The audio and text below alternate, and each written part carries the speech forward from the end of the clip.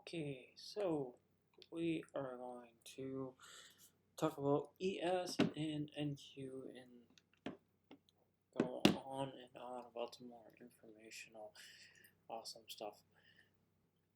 So, first of all, I am going to take this down to a daily chart to start off with.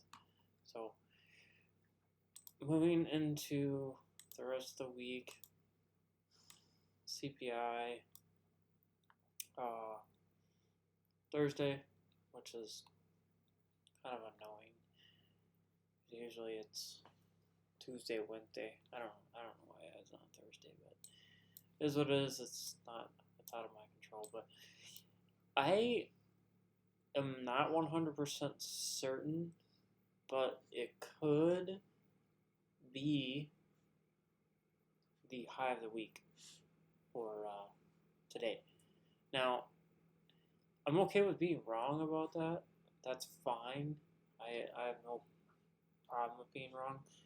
But we're just in such a deep premium on this daily chart. I mean, we've already worked into this fair value gap on the daily chart, this daily CPI, and then we have this weekly fair value gap too as well, as you can see. That is also another thing that we've worked into. So that's what that green rectangle is. Very, very distracting having that long, so let's bring that down.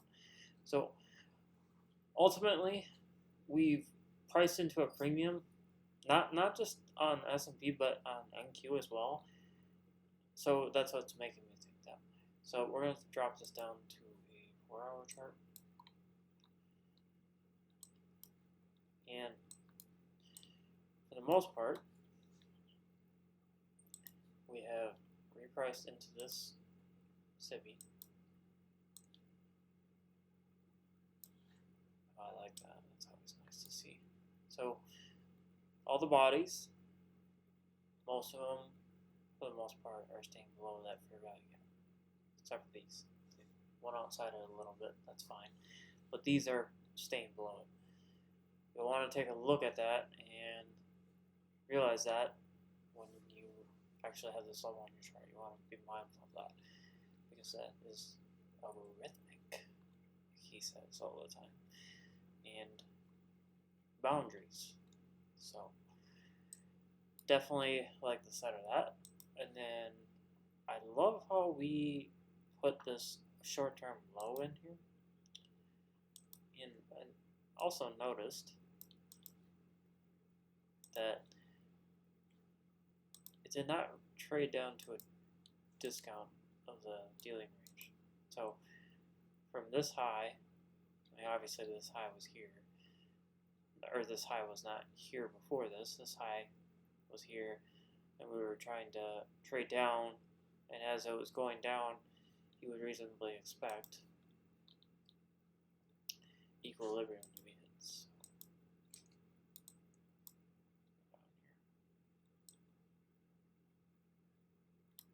So you're expecting it to get down into equilibrium, which is deeper into this fair value gap. Now, the reason why it was unable to do that is because of this fair value gap. We also have this one as well. This one more so was catching my eye right here. This one, I prefer that it went down into this one, because this one is also deeper. And then if you look, swing high,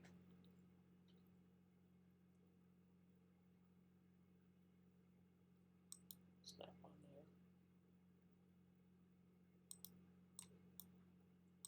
Let's try and get to this chart down here. So you go equilibrium of this price leg.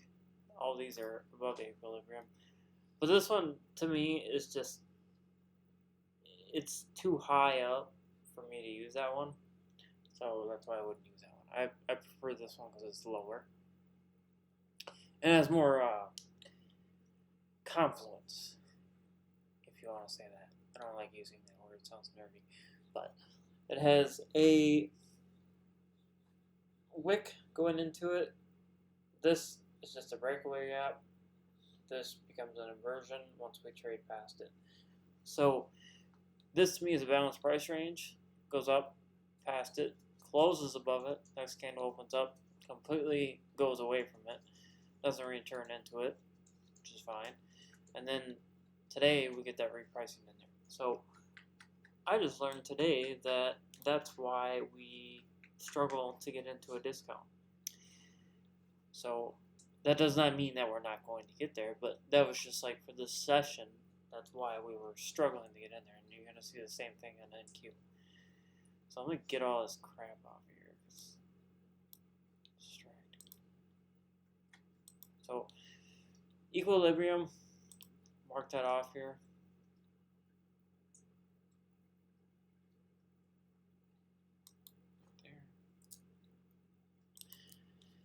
That I expect to be traded to tomorrow. I do expect it to reach into this. It doesn't have to do that tomorrow. It could chop around and just be sloppy because you got CPI on Thursday. But I prefer that it does get tagged. So that is the business on that one. And why did I put this here? I don't know. So premium up here, body's respecting that, expecting equilibrium to be hit tomorrow. You also have this candle's low. It's a specific key level that is important. Previous day's low. We're moving into Wednesday. This is Tuesday's low. So that's a key level. That's where lots of liquidity is going to be sitting at. I believe that once we get through here, I think we're going to get into this and take out these lows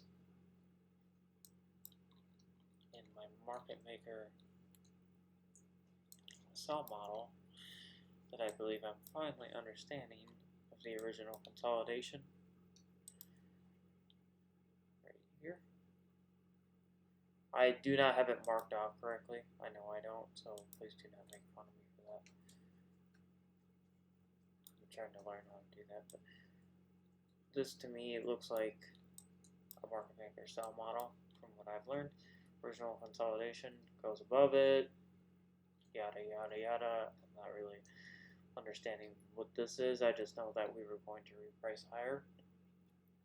And then enters a sell program here. It shifts below this low and then goes below the original consolidation. We're probably going to go down below this one as well, because if you look at the monthly chart, what do we have here? What do we have here? What do we have?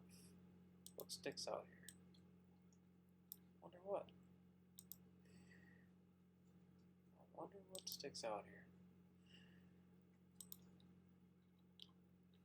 Monthly fair value gap. That is why I think we're going to go below this low and trade into this monthly fair value gap. Now, it doesn't have to fill it in completely. It can stop right at consequent encroachment and leave it and never return back to it. But that's what I'm thinking is going to happen.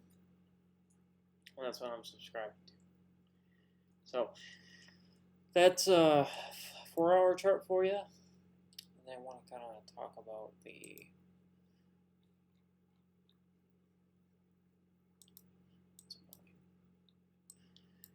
actually made a mistake today. That's what I'm trying to get at here. So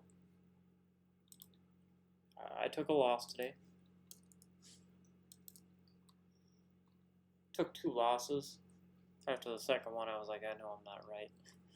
So I just left it alone. I thought we would consolidate for the rest of the day. Just felt like it was going to be choppy, and look what happened. Chopped around. So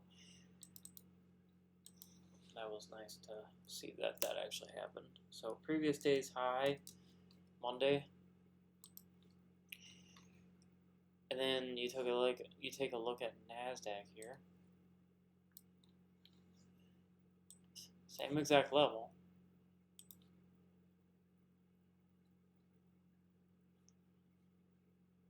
Actually, I can't draw on it. So, same level here. Previous day's high right here, as you can see on the chart. Obviously, go look on your chart, make sure it's accurate. But you'll see that once we entered the lunch hour, price on NASDAQ did in fact take out previous day's high. But look what S&P is doing. It's still not there. It's sitting right below this consolidation. So post-lunch, literally post-lunch, directly after it, once 1 o'clock hit, we went up there and took previous day's high out. So that to me was the draw on liquidity for the day, and I did not expect any higher prices, but I also wasn't looking at S&P during that time frame. So I took a loss for that reason. And what was I targeting on NQ? It's annoying. Ignore that trend line. So if you go to the hourly chart on NQ,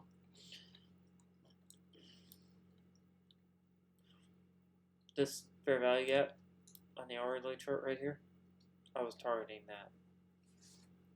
The reason why, if you go on the 5-minute chart,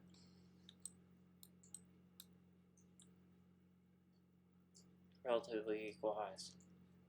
That's what I was aiming for. So I missed that. I was not able to capture that move, and I actually cut my losses short as soon as I realized that I was wrong. And S&P had already taken out previous day's high, so I was not expecting any more liquidity to be grabbed because, I mean, what is there to take? We're in a daily fair value gap. We're above previous day's high, so we're in multiple premium rates. To me, there's no need to go higher. It just doesn't seem feasible. So when I saw that after the fact, unfortunately I saw it after the fact, I caught that down, and now it's recorded and logged, and you got to pay attention to that stuff. Otherwise, you're going to get it wrong. So my philosophy on this trade was I was aiming, and these annotations are not going to be snap dot on the NASDAQ because this is a new pane, so it's not. Oh wait, that's annoying. I gotta get this reactivated. So I was using this bullish breaker to target up there. Like, that's what I was using for it to send up there. If I would have saw this, I would not have done that. And ideally, the logical level to aim for is lunch liquidity. And as soon as I realized that,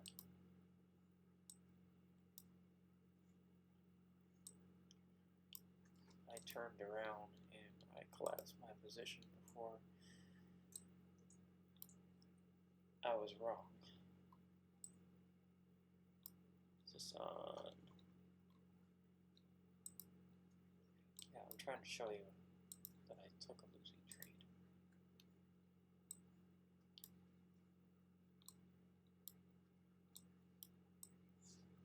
Where is she?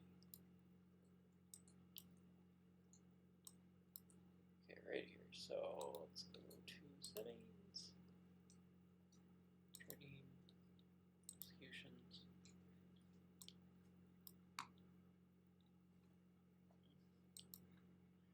You will see I took 2 losses today, so bought long in here. Crappy entry, not the best entry. 16,845, which is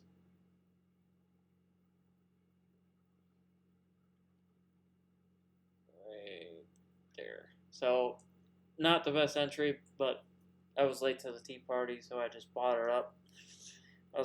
my entry should have been in here in this fair value gap, but I was a little late, and I just wanted, I was trying to get involved, and it did initially take off, but if I had seen that S&P was going above previous day's high in here, I would have been like, okay, maybe it's not going to go up there, and that's what I was targeting, just right up there. Like, look how close I got, super close.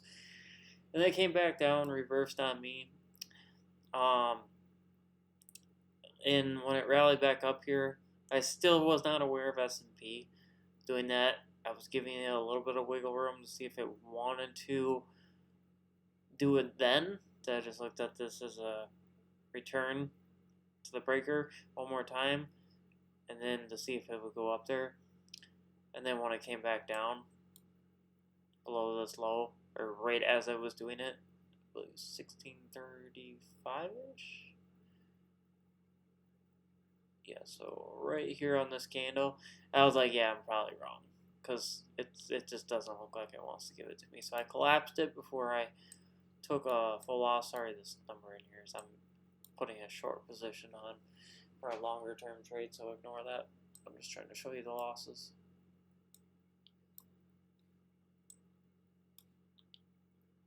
Let me get this out of the way here. So once I went down in here, now could I have reversed and went short in this fair value gap?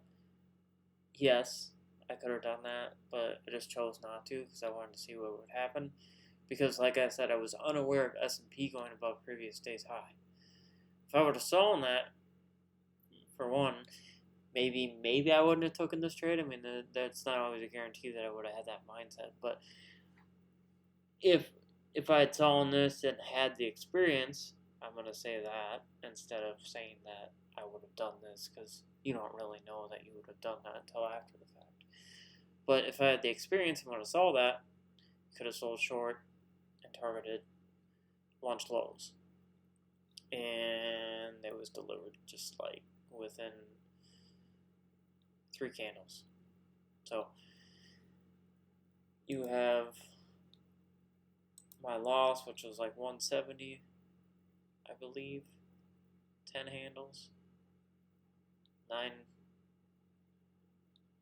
I believe, 9 and a quarter handles, so whatever 9 times 20 is, so $180 probably, a little bit less than that, and gained back 28 points, so do a little bit of calculator on that. 28 times by 20. And then we get another 2 ticks out of that, so $560 gained back plus 2 ticks. So definitely would have made back losses there. And then ultimately, in my head, I still feel like maybe I would have expected it to go higher. But once it goes above previous day's high, I think a good rule of thumb, especially when we're in a premium fair value gap on the daily chart, I think it's just a good rule of thumb, because I've been noticing this and I've been learning this a lot lately, especially over the past couple of weeks, is when we're in a high premium and we're above previous day's high, it usually doesn't want to give any more than that.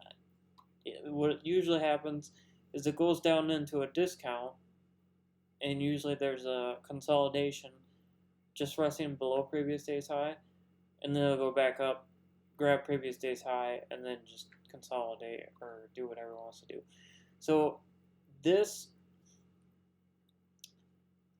what is this? Oh, this is me selling for this one. So this one right here, I bought long in this fair value gap, and I was aiming for that same liquidity pool, and I'm surprised it didn't go up here and take this out, but it is what it is. So I aimed for that, and then it just immediately stopped me out. So I lost another 8 handles. So not so bad, but it is what it is. I learned from it, and you got to be mindful of those things because previous day is high. When we're in this deep of a premium, it's it's definitely not gonna want to go any further than that, in my opinion.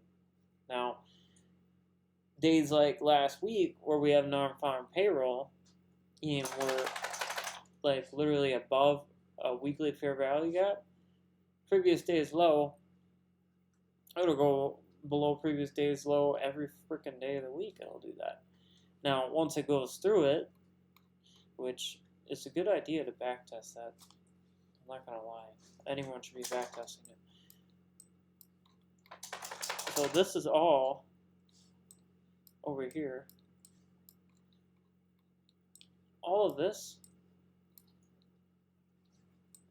from here all the way down,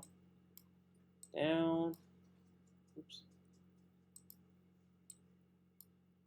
all the way down to here. This is all runs on previous day's low.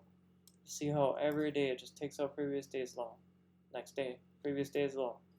Next day, previous day's low. Thursday comes on. Nope, previous day's low. Swept. And then eventually we get to Friday. Non-farm payroll comes around. Nice little fake move lower. Sends it higher. And yeah. So, but even then, like when it goes below previous day's low, like on Thursday here, the next day, well, Thursday actually did it in the same day, but we start off in a discount. So we start off by going below Wednesday's low, go through it prior to New York Open. In Price Action Chronicles, I probably didn't say that correctly, but in the Price Action Chronicles that ICT teaches in his YouTube channel on the 2023 mentorship for like February 7th, when the market has delivered its move to a specific pool of liquidity pre-market, like pre-market open, the opening range tends to consolidate. Now, I know that it didn't consolidate right here because it's like 10 o'clock and it moved higher, but this started off consolidated. Eventually it did move, but it still did start off consolidated. So Wednesday opens up, then literally doesn't go anywhere. That's a horrible example. Tuesday, Wednesday rolls around 10 o'clock in the morning. No, but notice this. Notice how like we go below Tuesday's low on Wednesday, but we're like not moving around much. Like we're not going higher or lower. We're just consolidating. Now, granted, this is a bit of a movement of a day, so we get the opening. But look at this right here. Perfect example. Chopping around. 10 o'clock rolls around. And obviously, if you're aware of higher time frame levels that I have here, I don't know what this orange level is, I gotta go through it again, but if you're aware of these higher time frame levels and these fair value gaps, you can expect, such as weekly fair value gap CE, you can expect price to drop into that, and you'll get that move. But once it does that, right here at about 11 o'clock in the morning, it sends it higher, comes back right down into it, and then the rest of the day it just whipsaws back and forth, ultimately ending the day into the close at the low of the day. So, I mean, those aren't the best examples of when we go below previous day's low and it tends to not do anything, but it's still an example of the price not really wanting to go any higher or lower. It just chops around, it gets really difficult to read. And if you don't have a lot of key levels to work with, I personally feel like it's very difficult to navigate.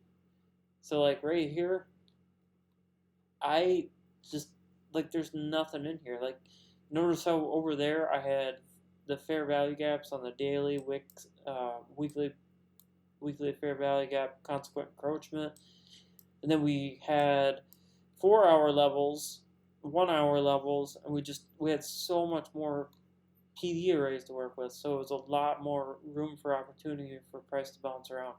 Versus over here, we have an hourly fair value gap right here. We have a 4-hour fair value gap that's inside of here somewhere. I don't know where the high and low is at. The high and low of it, I don't know where that's at right now. But there's nothing like in terms of price that I see in here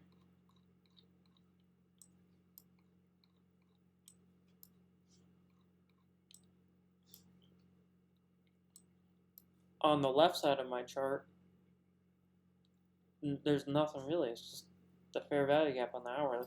If there were multiple fair value gaps in here, then I feel like price would move around a little bit more. But because it's in the premium of the daily CPI, which is the green box, everything inside of it, the discount is below that. Halfway is consequent encroachment, so below consequent encroachment is the discount of it. Up here is the premium. And then if you look at where price is printed, if you go down to an hourly chart, you have this imbalance right here, and you have the weekly fair value gap high. So you do have these levels to work with, but prices already had a large range day yesterday, so it just makes it difficult, in my opinion, for it to move around a lot. So this little freaking flag pattern that I see here is kind of funny because it's not going to work, but I just find it funny how price is printing that right now. It's like right here we got the little triangle flag pattern, then we got the flagpole. It's just you gotta just get a kick out of that stuff. But it did leave. I like this. It did leave these relatively equal lows. Now, I'm thinking that it could go up here, tag the hourly fair value gap, grab those relatively equal highs that I saw earlier on in the video. I just talked about them. You have to rewind and go back and look at them. And I think it could go up there, make a fake move to go higher, which is in a deeper premium, and then send it lower. And then ultimately, if it wants to get super, super crazy, which I am not going to subscribe to that tomorrow because we have CPI on Thursday, but if it does want to get really, really animated and just get screamy volatility, it can go below previous day's low. But it may leave that intact just to do that for fun. And then ultimately, I do think that we're going to get a move below this low, and we're going to go way, way down here. We're going to retrace into that weekly's, what is it, that low on the weekly chart. That's way back here. Let me turn the trading thing off because you're not going to be able to see it because I have lots of trades in here.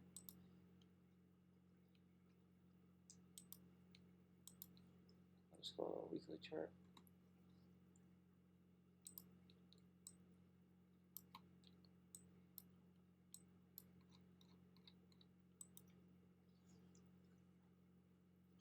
Do that.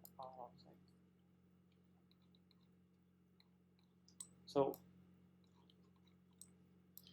getting to learn more about IPTA lately, so this is why I'm mentioning this, but this low is the only short-term low that's in this entire price run. There is no other short-term low in here that I see. So below old lows, there's sell stops. So I think the market's going to want to go down there and target those sell stops. And you also look, we have a premium array, monthly fair value gap right here. I know you can't see the low of this wick or this candle right here, but you have this monthly fair value gap in here, and I think that price is going to want to draw towards that, in my opinion. Now, this is a good opportunity to swing trade puts. If someone were to be trading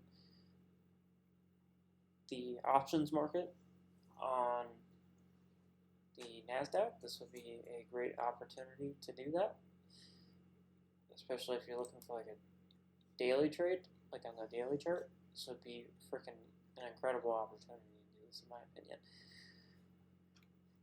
Obviously, I showed the risk disclaimer. I'm not a financial advisor, so I'm not telling you to take any trades. I am just saying that, in my opinion, I like the idea of it going down in here and filling in that monthly fair value gap. I do not think that's going to stay open. I don't see that as a breakaway gap, but ultimately that's my draw. And longer term, key here is if I'm thinking that, then what am I thinking next? That's the big question.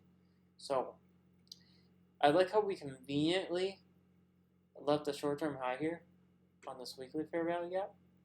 So to me, it seems like they're going to go run those sell stops down here, and basically they're going to buy those sell stops, and they're going to get out of their sell stops by selling to these buy stops, and then we're going to smack these highs in here, and we're going to hit all-time highs. That's what I think is going to happen. So realistically, we go down here. Now it's not going to be like one full like sweep. It's gonna take some time for it to unfold. So it's not going to be like down, close, down, down, down, down, down, up, up, up, up, up, up. No, there's going to be retracements into discounts, and there's going to be sell side, buy side. It's all going to get taken, and smart money is just going to destroy everything in their path and wreck everybody along the way until they get up here. So I personally think we're going to go down there, and whatever PD arrays form along the way are going to be used, and I'm going to love watching this thing melt down all the way down in here and destroy those sell stops. So that's what I'm thinking is going to happen longer term, and then this market will actually finally get it back to all-time highs. So I'm going to leave it at that. I don't really think there's anything else that I need to mention. So inside day tomorrow, possibly, unless it wants to get really animated. And obviously if I'm wrong about this, like if I'm completely correct and it goes below or it goes above this fair value gap and completely obliterates it, I would say last line of defense. And I'm almost certain that I wouldn't even say this is the last line of defense, because I don't want to see this fair value gap traded to. I want to see that stay open, and that's because there's a balanced price range here. We have this fair value gap here, and we have this fair value gap right here. So I see that as a balanced price range. It can go up there, but it would have to like reject. It can't, like, I don't want to see it go up there. I want to see it stay open. So reasonably, if it went up there, it would have to reject and go lower. It can go up there, but I'm not wanting that. And it has to get through the weekly fair value gap low, and that really screams like no thank you to me. So yeah, but anyways, I'm gonna leave it at that. Sorry about the rambling on and on and all that, but that's the price you pay for watching my videos. I like to do that. So peace out.